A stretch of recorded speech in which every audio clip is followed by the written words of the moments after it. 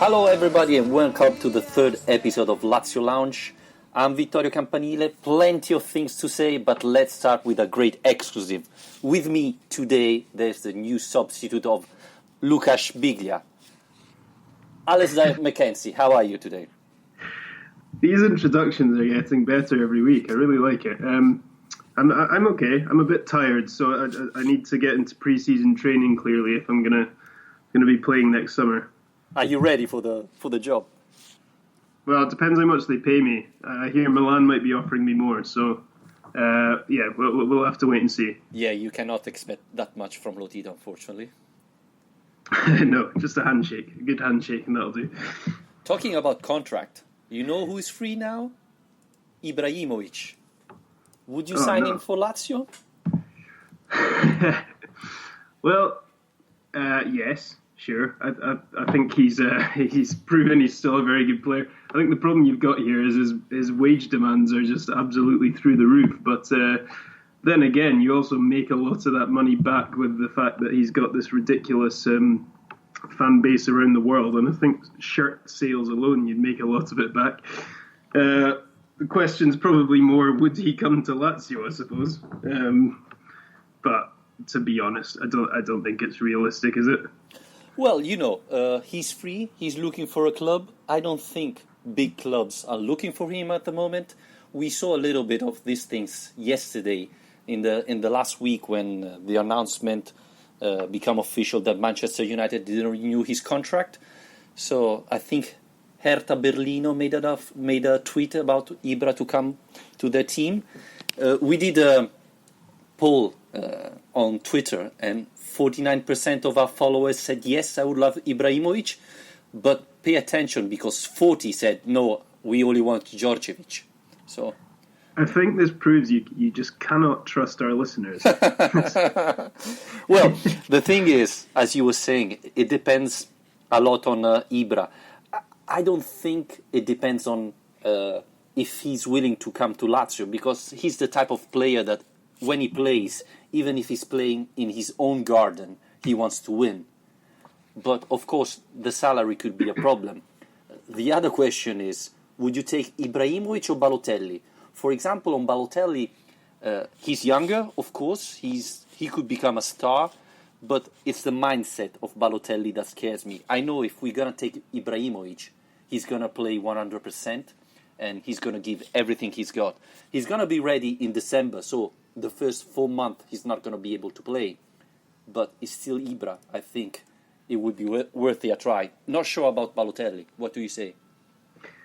Well, with Balotelli, I don't know. I think he's been given so many second chances already, and yes, he's just had his best season for years and years over in France with Nice, and he's done very well there, and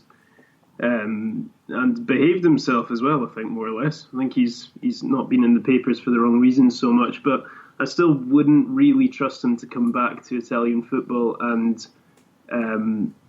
manage to turn everything around completely. I don't know. I mean, for me, he's not the answer. We get linked with him so often, Balotelli, and I'm always a bit relieved when it doesn't come off, to be honest. I know he's a guy with a lot of talent and so on, but I still think there are better options in the market than him, and less risky options. But then again, it's a bit different this time because he's free, like you're saying. So, and there's a good relationship with Lotito. Raiola has a couple of players at Lazio, and so that's why I think the names of Balotelli, etc., comes out again.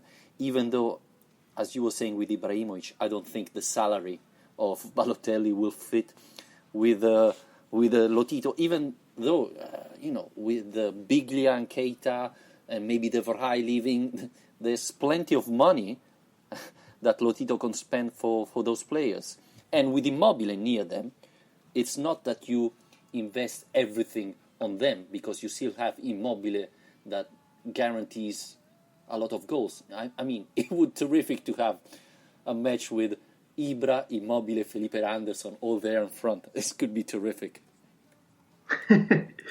terrific, but probably not entirely realistic. I don't know. I mean, the thing is, it's quite hard to imagine where these guys would fit into the system anyway. As it is, with Immobile as the kind of central striker, and can you imagine him playing alongside one of these guys as a front two? It'd certainly be a very different kind of setup to having him alongside Keita. And that's why, for me, I mean, you're talking about good relationships with Lotito and Raiola, and Lotito's also got a very good relationship with Massimo Ferrero over at Sampdoria. And so, for me, we've discussed this before, but Luis Muriel is still by far and away my number one option if Keita ends up going out the door. And it looks like this relationship is improving, because the latest is that Lazio already got in touch with Sampdoria for Muriel, and Ferrero promised that Lazio won't have to pay the release clause of Muriel, that it's around 22 million, so they can find an agreement for a price lower than 22, which would be good for Lazio. I mean, I fear that if it would be 22, I'm not sure Lazio will go and pay that clause for Muriel, but if it was 15, 18, then maybe Lazio can sign the player, and I think that it could be the perfect fit with Immobile. I still fear, and I don't know if you agree, that Lazio should try to get a stronger striker, physical striker, that could help in difficult situation. But I think Muriel coming to Rome, he could become the star we saw the latest years in Udinese, and I think it could be a perfect fit. Yeah, and he's if it's Keita he's replacing, they're similar sorts of players, so it would fit Inzaghi's kind of vision for that attack quite well. The other thing is, one of the things that you read about this deal is if Lazio can put players into the deal. So Filip Djordjevic and Danilo Cataldi have both been suggested as guys who could be involved in a swap deal, and that seems quite sensible in that there's a lot of this team that will, it's quite a bloated squad still, and there are some players who could do with being moved on. I would hope Cataldi wasn't moved on, actually, but if you're trying to kind of move things around in attack, I think Djordjevic, we've pretty much decided by now, needs to move on. So if you could manage to get him involved in a swap deal plus cash to lower the amount you're spending, I think that would be fantastic for everyone. Well, apart from Sampdoria, I'm not sure how happy their fans would be about that deal, but for our perspective, it'd be fantastic. Yeah, the problem is I'm not sure they're willing to take Djordjevic in, as he had 2 average seasons. Well, the last one was terrible. 2 years ago, he was decent. And if I could, I would keep Cataldi, especially if Biglia's leaving, because I think he deserves another chance, and coming back after the experience he had, I think it could change him and make him play much better. So if we can keep Cataldi, that would be better. But I think, Alistair, we have plenty of questions about transfer market from our followers. So do you have some? Yeah, fantastic response throughout the week. Really, it's not even just been responding to our kind of pleas for questions online. It's been just general good comments and so on, interaction from people this week. So, well, where do we start? I mean, Sean McIntosh has given us a list of 3 questions very neatly here, so I might as well start with these. One of them was, could Balotelli be a realistic option, which I suppose we've just covered.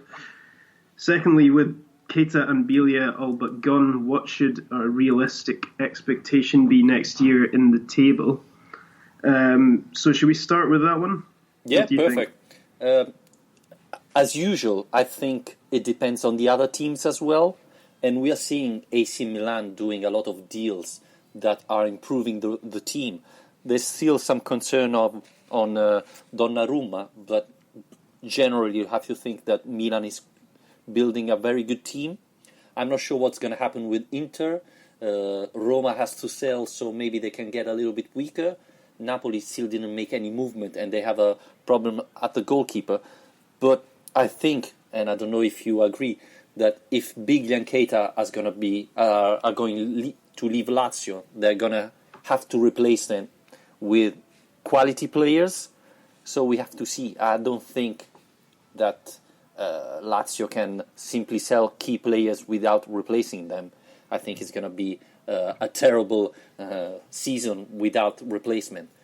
And I think Lotito and Tare learned the lesson, and I'm confident.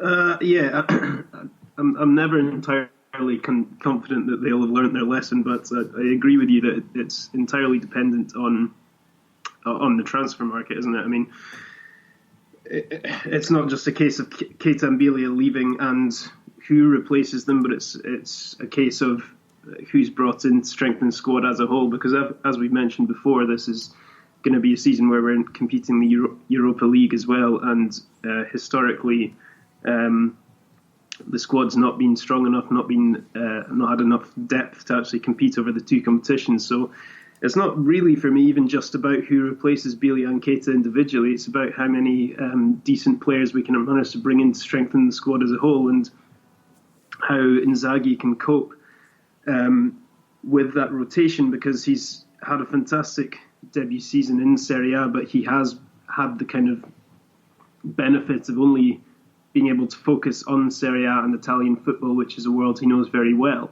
Whereas now he's going into a campaign where he's going to have to juggle with Thursday night games, all the travelling that goes with it, and who to play when, and how to kind of manage his squad in the best way to keep them focused on both tournaments. So it's about the transfer market, but I think it goes beyond the Keita and Biglia situation for me. Yeah, absolutely. I think this year Inzaghi didn't have to do the turnover. Well, next year's will be fundamental, and if you don't have enough quality player to do it, then that's going to be a big problem, and that's the biggest question. There are a lot of players coming back. We already talked about them: Oikonomidis, Minala, Cataldi, and so on. So we have to see if Inzaghi rate them players that can become useful next season in the rotation, or it's better to sell them and then to find other players. Mm-hmm. I'm going to bring up one of the other questions we've got at this point, which is from Rami Algendi, who says, who do we believe, Tare or Keita's agent in all this mess? Why does it always happen when we sell a big player? So, Vittorio, before you answer that question, do you want to kind of explain for anyone who's unsure of exactly what he means by this with the Tare and Keita and the agent situation this week?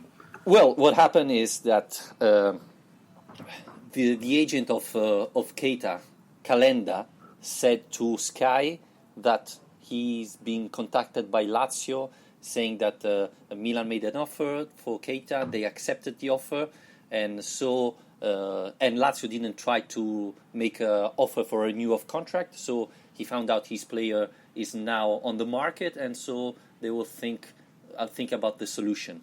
After these quotes came out, and Tare made a statement saying that this is not true. Lazio made a couple of times this season an offer for renew a contract of Keita, and the offer was as a Lazio top player. So I presume we are talking about 2.5 million for season. And after that, the brother of Keita, that I didn't know he was part of the discussion, tweeted saying that the day before Taren wasn't in the meeting, so how could he make an offer? And they didn't receive any offer during the season, so how can it be possible? Maybe Tare got the wrong address. Mediaset journalists the day after would say, now we know who's lying, because Lazio made an offer to Keita multiple times, and this is due because he thinks Calenda has already a deal with Juventus, and the deal was made 1 year ago, so that's why Keita had all this problem in the summer. And again, the agent of Keita tweeted saying, wow, now we know how unprofessional journalists are. This is a journalist who supports Lazio and doesn't trust the player. So it has been a longer discussion, and unfortunately, and it's not the first time that happens with Lazio. It would be a shame to see this happen again, but it's not the first time, unfortunately. So yeah, this is what happened this week.